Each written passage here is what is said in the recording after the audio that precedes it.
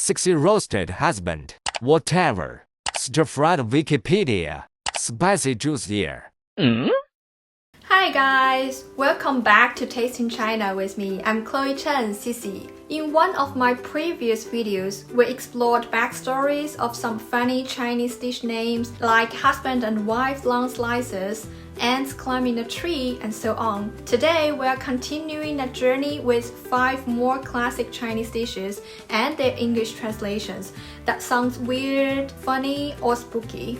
I'm going to explain where those names come from and what the dishes actually are, so next time you see on the menu, you won't be too confused or scared. Number 1. Lion's head, 狮子头. Don't worry, we are not actually eating a lion's head. In Chinese culture, lions are highly respected. They symbolize power and protection. You will often see lion statues in traditional Chinese architecture, especially stone lions outside big gates. They are believed to ward off evil and bring peace. So what is this dish exactly? It's a big, juicy pork meatball about the size of a fist, made with 60% fatty pork and 40% lean, mixed with scallions, ginger, and eggs. It can be steamed or braised, and it's rich and flavorful but not greasy. But why is a meatball called lion's head? Legend has it that during the Sui dynasty, Emperor Yang toured the scenic city of Yangzhou, which was located near the Yangtze River, and was so impressed by the gardens there that he asked his royal chef to recreate the 4 famous sites of the region as dishes. The chef finally came up with 4 signature dishes: squirrel fish, cold corn shrimp cake, ivory chicken stripes, and sunflower minced pork. Emperor Yang was delighted after tasting them and even held a banquet to share the dishes with his minister. These 4 dishes soon became popular across the country. Later, in the Tang Dynasty, a famous general known as Lord Xun served the same dishes at the banquet. When the sunflower pork came out, its round shape and golden brown top reminded guests of a lion's head. One guest even toasted. May the general be granted the seal of 9 lion commander. The general laughed and renamed the dish lion's head on the spot. Since then, the dish has been passed down for thousands of years. It's still served on our dining tables today, and it's one of my favorite dishes. Number 2, Buddha jumps over the wall, 佛跳墙. This one sounds dramatic. Well, this is a famous banquet dish from Fujian province in southeast China. It's made with luxurious ingredients like abalone, sea cucumber, fish maw, tendon, shiitake mushrooms, squid, and more, 18 in total, all slow cooked in broth and aged Fujian wine.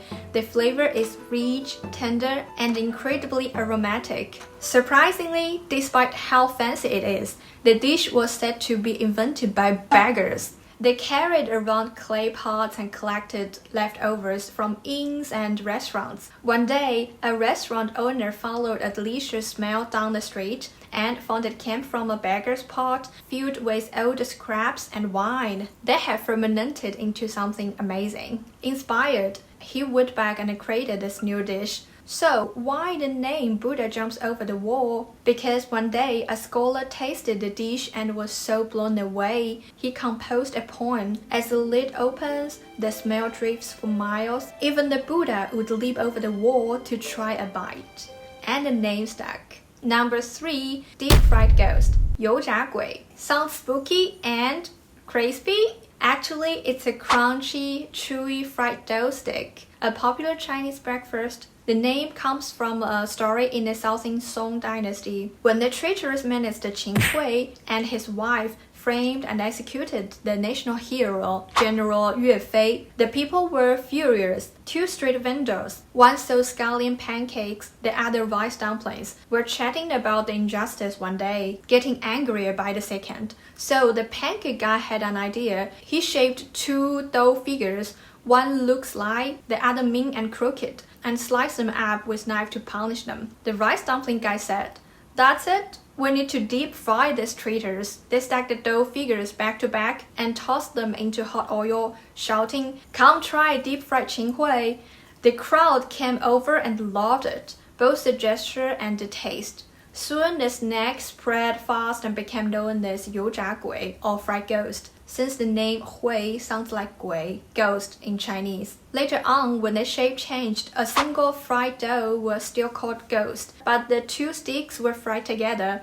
They became known as 油条, the famous Chinese fried dough sticks. Today, they are breakfast staple across China, best served with warm soy milk. So crispy, so good. Number 4, urinating beef balls, 撒尿牛丸. A beef ball that urinates? How? Actually, these are chewy, springy meatballs with flavored soup hidden inside. When you bite into one, the hot juice squirts out. Kind of like, Aside from the vivid imagery, there's a real story behind the name. Back in the Qing dynasty, during the reign of Emperor Shunzhi, a family named Wang in southern China developed a special recipe for beef balls. They used the stickers to pound the beef 26,000 times until it became super elastic. Then they mixed it with mantis shrimp and turned it into meatballs. They boiled the shrimp broth into a jelly and stuffed it inside each ball.